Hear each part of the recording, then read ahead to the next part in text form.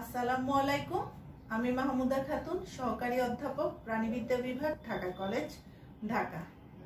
Honours চতুর্থ বর্ষের প্রিয় শিক্ষার্থীরা, তোমরা কেমন আছো? আশা করি যে যেখানেই আছো সুস্থ আছো, নিরাপদে আছো এবং স্বাস্থ্যবিধি মেনে যে যার বাড়িতে অবস্থান করছো।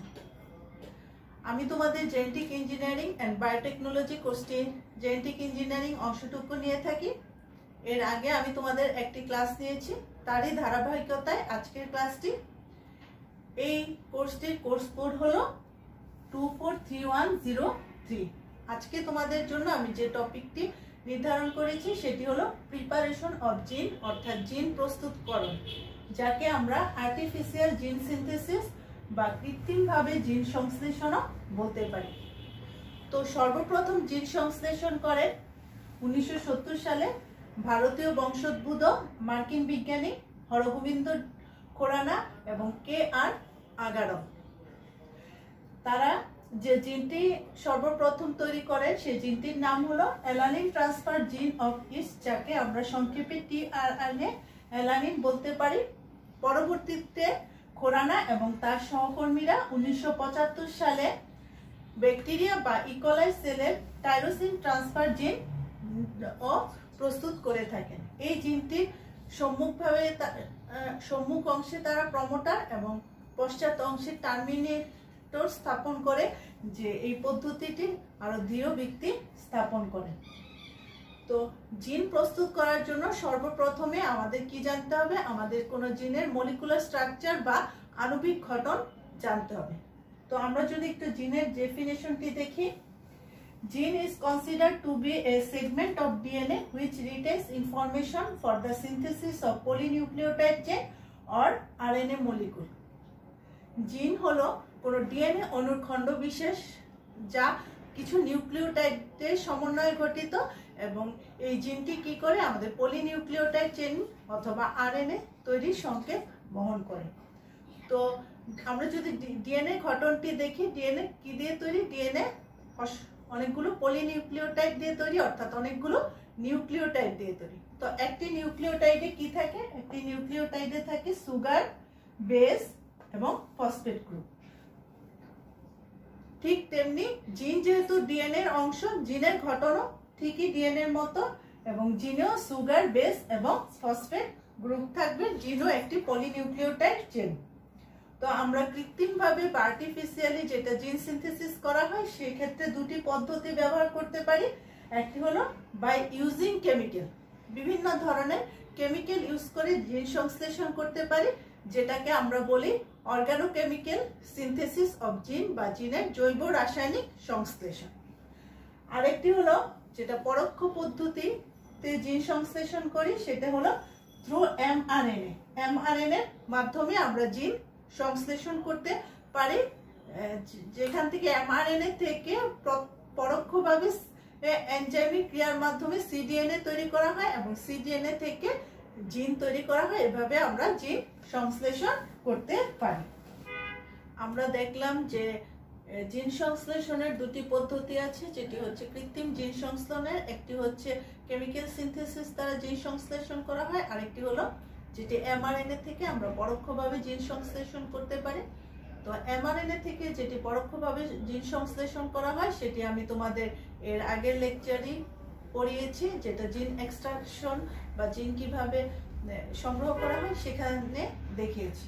তো আজকে আমরা পড়ব যে কেমিক্যাল সিনথেসিস অফ জিন, এবং এখানে আমরা পড়ব হরগোবিন্দ ডি খোরানা যেভাবে জিন সংশ্লেষণ করেছিলেন, এবং তার যে জিন সংশ্লেষণ করেছিলেন সেটি হলো tRNA অ্যালানিন বা ইস্টের অ্যালানিন যে ট্রান্সফার জিন, সেটি কিভাবে সংশ্লেষণ করেছিলেন। তো সেটি সংশ্লেষণ করার জন্য আমাদের দুইটা স্টেপে যেতে হবে। তো প্রথম স্টেপটি হলো ডিডাকশন অফ ডিজায়ার্ড জিন স্ট্রাকচার। প্রথমে আমাদের কি করতে হবে? যে কোনো জিন সংশ্লেষণ করার আগে তার যে কাঙ্ক্ষিত জিনের যে হচ্ছে গঠন, সেই গঠনটি নির্ণয় করতে হবে। পরবর্তীতে হলো আর্টিফিশিয়াল সিনথেসিস অফ জিন ফর ইস্ট অ্যালানিন tRNA। তারপরে হচ্ছে ইস্ট অ্যালানিন ট্রান্সফার জিনের যে কৃত্রিম সংশ্লেষণ পদ্ধতি, সেই পদ্ধতিটি দেখাবো। তো আমরা প্রথমে আমাদের প্রথম স্টেপে চলে যাই। প্রথম স্টেপটি হলো ডিডাকশন অফ ডিজায়ার্ড জিন স্ট্রাকচার, অর্থাৎ আমাদের কাঙ্ক্ষিত জিনের যে স্ট্রাকচার সেটি বা গঠনটি নির্ণয় করা। তো আমাদের কোনো জিন সংশ্লেষণ করার প্রথমে কি করতে হবে? কোনো জিনের মলিকুলার স্ট্রাকচার বা আণবিক গঠন জানতে হবে। আণবিক গঠন কি? আণবিক গঠন হলো কোনো জিনের নিউক্লিওটাইড বিন্যাস জানা, অর্থাৎ তার যে নিউক্লিওটাইড সিকোয়েন্সগুলো আছে, সিকোয়েন্সগুলো কত, নিউক্লিওটাইড সিকোয়েন্স বা বিন্যাস কত এবং কোনটার পর কোন সিকোয়েন্সগুলো রয়েছে সেই জিনিসটা আমাদের জানতে হবে। তো দেখা গেছে যে ইউক্যারিওটিক বা প্রকৃত কোষের যে প্রোক্যারিওটিক বা যেটা আদিকোষী এর যে জিন সংশ্লেষণ করা অনেক বেশি সহজ, কারণ প্রকৃত কোষে জিন সংশ্লেষণ করতে দেখা গেছে একটু কষ্টসাধ্য, কারণ প্রকৃত কোষে জিনের সংখ্যা যেমন বেশি ডিএনএতে, আবার তেমনি জিনের আয়তন অনেক বড়, এছাড়া এখানে কিছু ইন্ট্রনের উপস্থিতি দেখা যায়, সেই কারণে ইউক্যারিওটিক কোষে জিন সংশ্লেষণ করা একটু কষ্টসাধ্য। তো আমরা জিন সংশ্লেষণ দুইভাবে করতে পারি, একটি হলো ডাইরেক্ট মেথড আর একটি হলো ইনডাইরেক্ট মেথড, বা জিনের স্ট্রাকচার দুইভাবে জানতে পারি। ডাইরেক্ট মেথড বা যেটা হলো প্রত্যক্ষ পদ্ধতি, এই পদ্ধতিতে আমরা আল্ট্রা সেন্ট্রিফিউজ পদ্ধতি ব্যবহার করি, যেখানে আমরা সিজিয়াম ক্লোরাইড ব্যবহার করা হয় এবং সিজিয়াম ক্লোরাইড ব্যবহার করে আল্ট্রা সেন্ট্রিফিউজ পদ্ধতিতে গ্রেডিয়েন্ট ঘনত্ব পরিমাপক স্তর হিসেবে আমরা রেডিও আইসোটোপ যেটা আরএনএ এর সাথে সংকরায়নকৃত আরডিএনএ স্ট্রাকচার নির্ণয় করতে পারি। তো এই ক্ষেত্রে যে আমরা এক্সাম্পল হিসেবে দিতে পারি সেটি হলো ব্রাউন 1966 সালে, বি রাস্টেল 1966 সালে, আরেকজন হলো কোয়ালি এরুটি 1968 সালে। তারা যে জেনোপাস এবং ড্রসোফাইলার আরডিএনএ প্রত্যক্ষভাবে আরডিএনএ স্ট্রাকচার বের করতে সমর্থ হন। তো ইনডাইরেক্ট পদ্ধতিতে আমরা উৎপাদিত পদার্থের গঠন দেখে জিন সংশ্লেষণ করতে পারি। তো জিনের উৎপাদিত পদার্থ কি? জিনের উৎপাদিত পদার্থ হলো প্রোটিন। প্রোটিন মানে কি? প্রোটিন হলো অনেকগুলো পলিপেপটাইড চেন, মানে অনেকগুলো পলিপেপটাইড চেন মানে কি? অনেকগুলো অ্যামাইনো অ্যাসিড এর সমষ্টি। তো আমরা এই পলিপেপটাইড চেনের গঠন বা অ্যামাইনো অ্যাসিডের যে গুলা দেখে আমরা জেনেটিক কোড ডিকশনারি থেকে সহজেই কি এমআরএনএ স্ট্রাকচারটি জানতে পারি, এবং এমআরএনএ স্ট্রাকচার জানার ফলে সেখান থেকে আমরা সিডিএনএ তৈরি করি এবং সিডিএনএ থেকে আমরা ডিএনএ গঠনটি জানতে পারি। তো টিআরএনএ জিন নির্ণয় করার জন্য প্রথমে যে কোষের যে সাইটোপ্লাজম, ইস্টের সাইটোপ্লাজম থেকে তারা হচ্ছে টিআরএনএ টি সংশ্লেষণ করেছিল, টিআরএনটি পৃথক করেছিল, এবং টিআরএনএ পৃথক করার পর তারা পরোক্ষভাবে জিন সংশ্লেষণ করা ছিল। টিআরএনএ এর ক্ষেত্রে যেহেতু টিডিএনএ বা ট্রান্সফার ডিএনএ টি হবে ডাবল স্ট্র্যান্ডেড, সেই ক্ষেত্রে একটি স্ট্র্যান্ড হবে হুবহু কার মতো? হুবহু টিআরএনএ এর মতো, আরএনএ এর মতো, শুধু সেখানে ইউরাসিলের পরিবর্তে থায়ামিন থাকবে। আর আরেকটি হচ্ছে ডিএনএ যে পরিপূরক ক্ষারক জোড়বদ্ধতার নিয়ম অনুযায়ী আরেকটি স্ট্র্যান্ড হবে, সেটা হবে আরএনএ স্ট্র্যান্ডেড, যে হচ্ছে পরিপূরক হচ্ছে স্ট্র্যান্ড। এভাবে তারা টিআরএনএ জিনের যে স্ট্রাকচার সেই স্ট্রাকচারটি বের করতে সমর্থ হন। তো দেখা গেছে এমআরএনএ থেকে টিআরএনএ স্ট্রাকচার বের করা অনেক সহজ, কারণ টিআরএনএ যে নিউক্লিওটাইড সেই নিউক্লিওটাইডের সংখ্যা তুলনামূলকভাবে অনেক কম থাকে। তো 1965 সালে আরডব্লিউ হোলি এবং তার সহকর্মীরা সর্বপ্রথম যে ইস্ট অ্যালানিনে ট্রান্সফার জিনের যে মলিকুলার স্ট্রাকচার বা আণবিক গঠন বের করতে সমর্থ হন, এবং তারা দেখান যে টিআরএনএ যে জিনটি সেটা অ্যালানিন জিনটি, তার মধ্যে 77 বেস পেয়ার রয়েছে, অর্থাৎ 77 জোড়া যে ক্ষারক রয়েছে, এবং এটি খোরানা এবং তার সহকর্মীদের জিন সংশ্লেষণ করতে অনেক বেশি সাহায্য করেছিল। এখন আমরা আর্টিফিশিয়াল সিনথেসিস অফ জিন for east alanine transfer tRNA কিভাবে করা হয় সেটি দেখব, অর্থাৎ ইস্ট অ্যালানিন ট্রান্সফার জিনের যে কৃত্রিম সংশ্লেষণ পদ্ধতি সেটি দেখব, এবং সেটা 3টা স্টেপে ফলো করা হয়। কারণ খোরানা এবং হচ্ছে তার সহকর্মীরা দেখেছে যে ইস্ট অ্যালানিন ট্রান্সফার জিন 77 পেয়ার নিউক্লিওটাইড বহন করে, কিন্তু এত বেশি যে নিউক্লিওটাইড সেগুলো অর্ডারলি ফর্মে সিনথেসিস করা অনেক বেশি কষ্টসাধ্য। সেজন্য তারা কি করেছে, ছোট ছোট দৈর্ঘ্যের কিছু অলিগো নিউক্লিওটাইড সংশ্লেষণ করেছেন এবং সেগুলো হচ্ছে সিঙ্গেল স্ট্র্যান্ডেড বা একতন্ত্রী।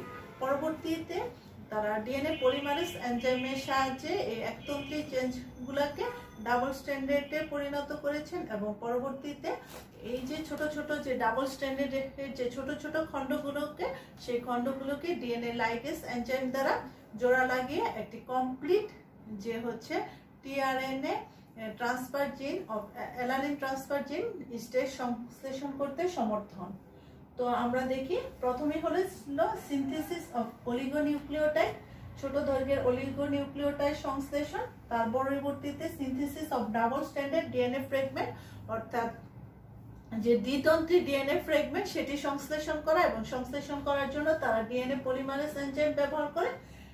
এবং পরবর্তীতে সিনথেসিস অফ কমপ্লিট জেন বা এনজাইমেটিক রিঅ্যাকশন, এই ক্ষেত্রে তারা এই যে ছোট দৈর্ঘ্যের ডাবল স্ট্যান্ডার্ডের যে জিনগুলা সেগুলাকে হচ্ছে জোড়া লাগায় এবং এখানে তারা ডিএনএ লাইগেজ এনজাইম ইউজ করে থাকেন।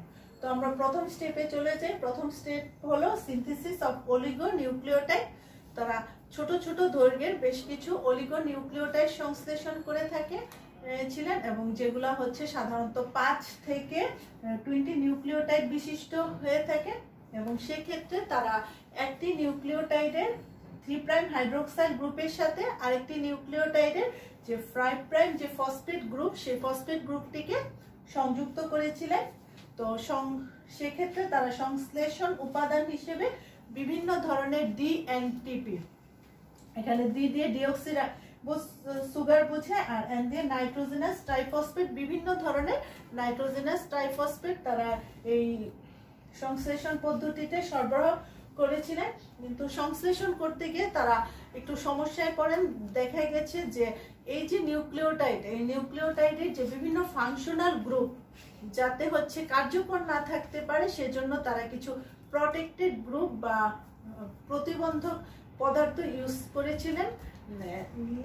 যেমন হচ্ছে যে কোনো কারণে যদি হচ্ছে ডিঅক্সি এডিনোসিনটা হচ্ছে ফাংশন হয়ে থাকে এবং সেটাকে তারা প্রটেক্টেড করে থাকেন, যেটাকে আমরা প্রতিবন্ধক পদার্থ বলতে পারি বেঞ্জেল গ্রুপ দ্বারা, বা ডিঅক্সি যেটা গুয়ানোসাইনকে তারা প্রটেক্টেড করে থাকে যে আইসোবিউটাইল হচ্ছে গ্রুপ দ্বারা।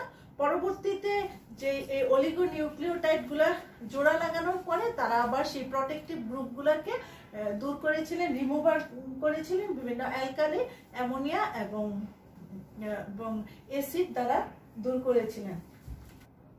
এখন আমরা এই টেবিলটির মাধ্যমে দেখব যে ডিফারেন্ট কিভাবে হচ্ছে প্রটেক্টিভ গ্রুপস অফ নিউক্লিওটাইড এবং তাদের যে রিমুভাল, অর্থাৎ হচ্ছে যখন আমরা অলিগো নিউক্লিওটাইড গুলা একটার সাথে একটা নিউক্লিওটাইড যখন জোড়া লাগানো হয় বা সংযোজন করা হয়, তখন যাতে নিউক্লিওটাইডের কোনো ফাংশনাল গ্রুপ যাতে কার্যকর না থাকতে পারে, সেজন্য এখানে কিছু কি করা হয়, প্রতিবন্ধক পদার্থ ইউজ করা হয়। এবং পরবর্তীতে এই নিউক্লিওটাইড গুলা জোড়া লাগানোর পর সেই প্রতিবন্ধক গুলাকে আবার রিমুভাল বা রিমুভ করা হয়, যাদেরকে আমরা দূরীকরণ পদার্থ বলতে পারি।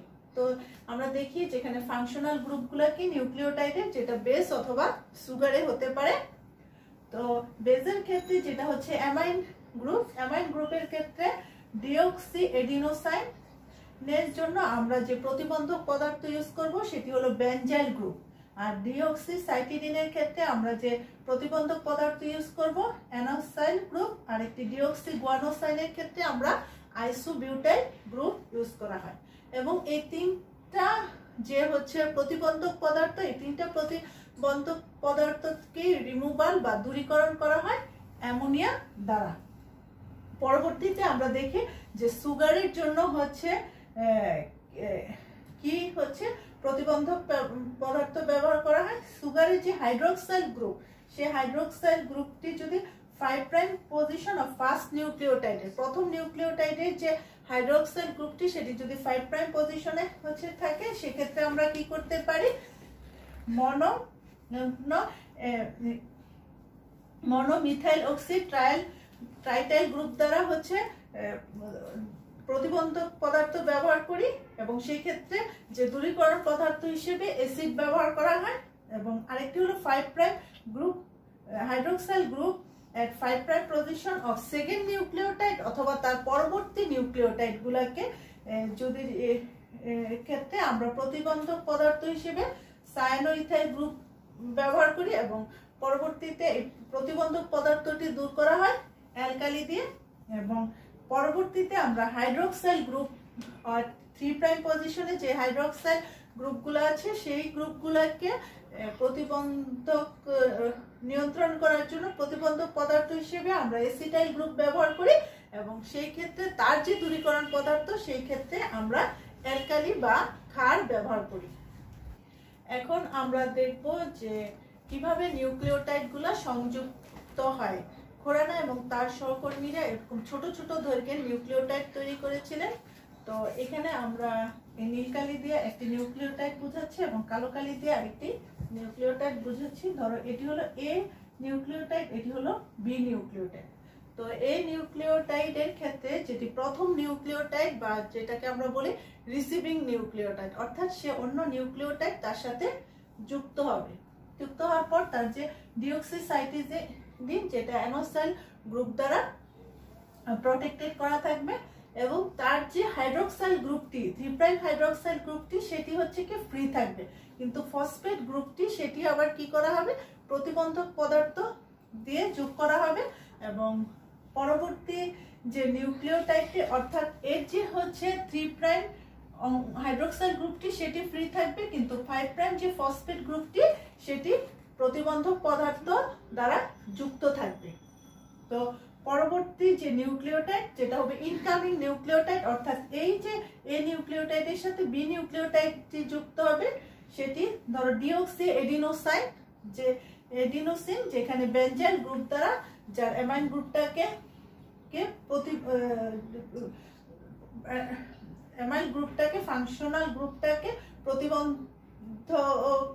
করে দেওয়া হয় এবং তার যে 3 প্রাইম হাইড্রোক্সাইল গ্রুপটি সেটি এসিটাইল গ্রুপ দ্বারা সংযুক্ত করা হয়, কিন্তু তার যে ফসফেট গ্রুপটি সেটি কি ফ্রি থাকবে। অর্থাৎ প্রথম নিউক্লিওটাইডের হচ্ছে 3 প্রাইম হাইড্রোক্সাইল গ্রুপটি হচ্ছে ফ্রি থাকবে এবং পরবর্তী নিউক্লিওটাইডের হচ্ছে 5 প্রাইম যে ফসফেট গ্রুপটি ফ্রি থাকবে।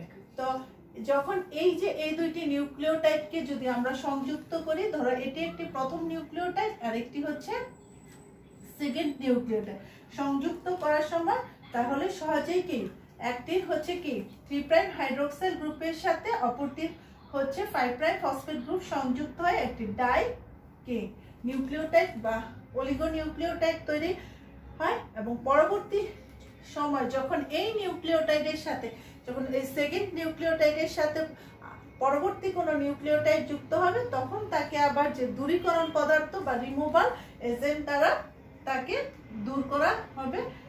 এভাবে এসিটাইল গ্রুপকে দূর করা হবে এবং 3 প্রাইম যে হাইড্রোক্সাইল গ্রুপটি সেই গ্রুপটি ফ্রি হয়ে যাবে এবং সহজেই সেখানে অন্য একটি নিউক্লিওটাইড জোড়া লাগানো যাবে। এভাবে খোরানা এবং তার সহকর্মীরা হচ্ছে 3টি সিঙ্গল স্ট্র্যান্ডেড হচ্ছে ডিএনএ খন্ড হচ্ছে তৈরি করেন, যেগুলো হচ্ছে একটি স্ট্র্যান্ড হলো 20 নিউক্লিওটাইড বিশিষ্ট, আরেকটি হচ্ছে 31 নিউক্লিওটাইড বিশিষ্ট এবং পরবর্তীকালে আরেকটি নিউক্লিওটাইড তৈরি করেন যেটি হলো 34 নিউক্লিওটাইড বিশিষ্ট। এখন আমরা যে synthesis of double standard DNA molecule কিভাবে যে আমরা এতক্ষণ সিঙ্গেল স্ট্যান্ডার্ড যে একতন্ত্রী ডিএনএ মলিকুলগুলো তৈরি করেছি সেগুলা কিভাবে ডাবল স্ট্যান্ডার্ড করব সেটি হচ্ছে দেখব। তো সেই ক্ষেত্রে আমরা ডিএনএ পলিমারেজ এনজাইম ইউজ করব এবং ডিএনএ পলিমারেজ এনজাইম যে সিঙ্গেল স্ট্যান্ডার্ডের যে একটি চেন ছিল যেটি ছিল আমাদের একটি চেন ছিল কি 20 নিউক্লিওটাইড বিশিষ্ট, আরেকটি ছিল 31 নিউক্লিওটাইড বিশিষ্ট এবং আরেকটি ছিল 34 নিউক্লিওটাইড বিশিষ্ট। এই প্রত্যেকটা চেনকে তারা টেমপ্লেট হিসেবে ব্যবহার করে তারা পরিপূরক যে আরেকটি চেন বা কমপ্লিমেন্টারি চেন তৈরি করে ডিএনএ যে ডাবল খন্ড ডাবল স্ট্যান্ডার্ড ডিএনএ হচ্ছে তৈরি করেন এবং পরিপূরক ক্ষারগুলোর মধ্যে তারা পরবর্তীতে হাইড্রোজেন বন্ধন তৈরি করে তারা এই জিনিসগুলোকে জোড়া লাগান। তো সেই ক্ষেত্রে 8টি হচ্ছে ডাবল স্ট্যান্ডার্ড ডিএনএ মলিকুল হয়, যাদেরকে আমরা এ বি সি দ্বারা প্রকাশ করতে পারি, অথবা তোমরা লিখতে পারো ক সূত্র, খ সূত্র অথবা গ সূত্র।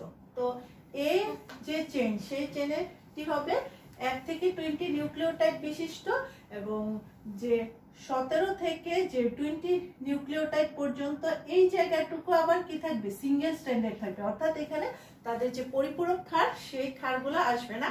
এবং 1 থেকে হচ্ছে 16 পর্যন্ত তোমরা নাম্বারিং করে দিবা, দুই সাইডেই নাম্বার থাকবে। তো পরবর্তী যে সেকেন্ড যে চেনটি বা সেটি যেটা বি সূত্রক, সেটি হবে 17 থেকে 50 নিউক্লিওটাইড বিশিষ্ট, এবং যেখানে 21 থেকে 45 পর্যন্ত তাদের পরিপূরক ক্ষার থাকবে, এবং সেখানেও তোমরা 21 থেকে 45 পর্যন্ত দুই সাইডে নাম্বারিং করে দেখাবা।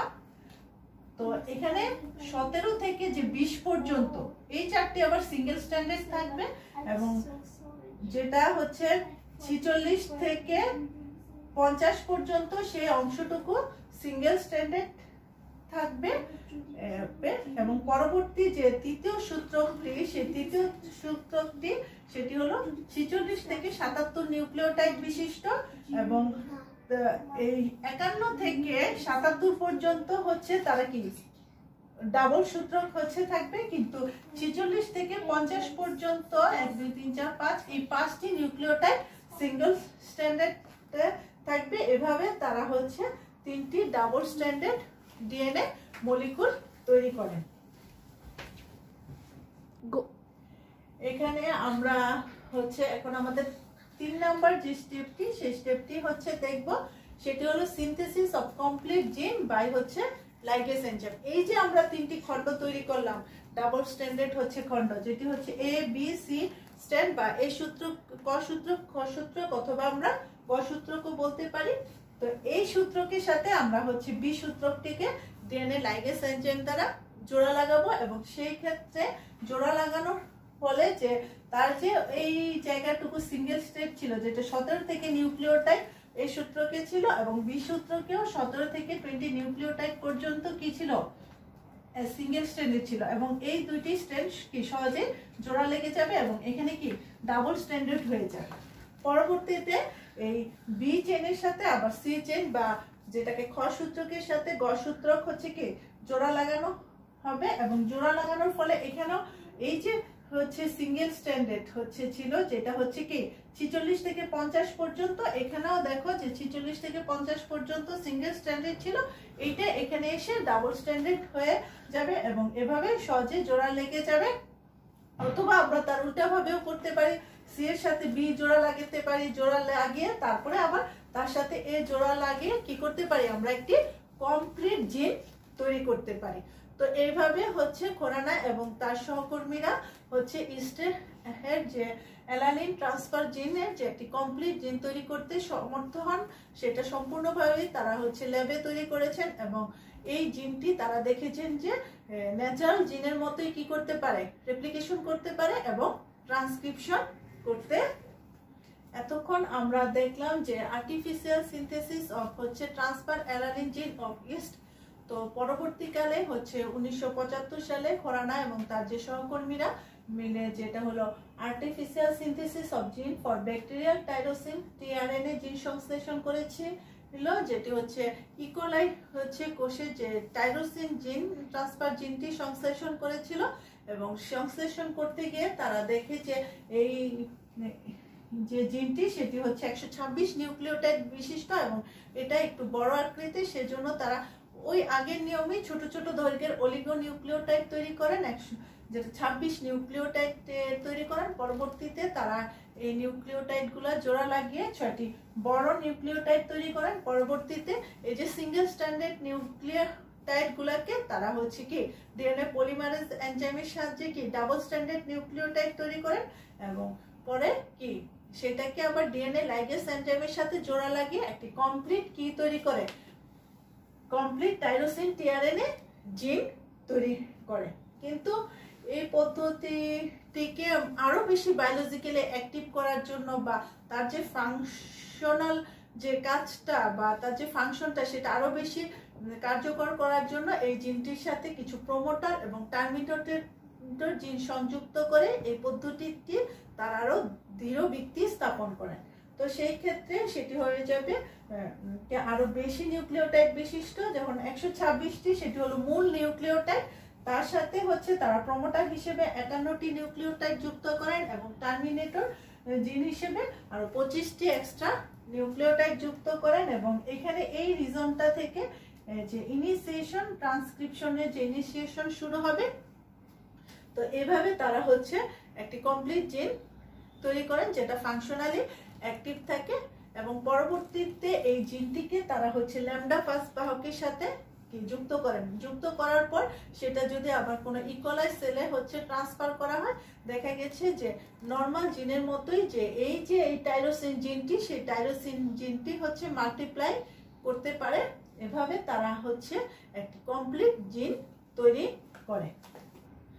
এভাবে হচ্ছে আমরা দেখলাম যে হচ্ছে খোরানা এবং তার সহকর্মীরা বিভিন্ন ধরনের 2 ধরনের জিন হচ্ছে তৈরি করেছেন এবং পরবর্তীকালে বিজ্ঞানীরা এই যে হচ্ছে প্রিন্সিপাল বা জিনের যে মেথড, সেই মেথডটি ইউজ করে বিভিন্ন ধরনের জিন সংশ্লেষণ করতে সক্ষম হন এবং পরবর্তীকালে বিভিন্ন ধরনের জিন যেমন হচ্ছে হিউম্যান হচ্ছে লিউকোসাইট ইন্টারফেরন জিনও প্রস্তুত করে থাকেন, যেখানে ইন্টারফেরন হচ্ছে প্রস্তুত হয়। ইন্টারফেরন কি প্রোটিন ইন নেচার এবং যেটা হচ্ছে ভাইরাল ইনফেকশনের বিরুদ্ধে কাজ করে।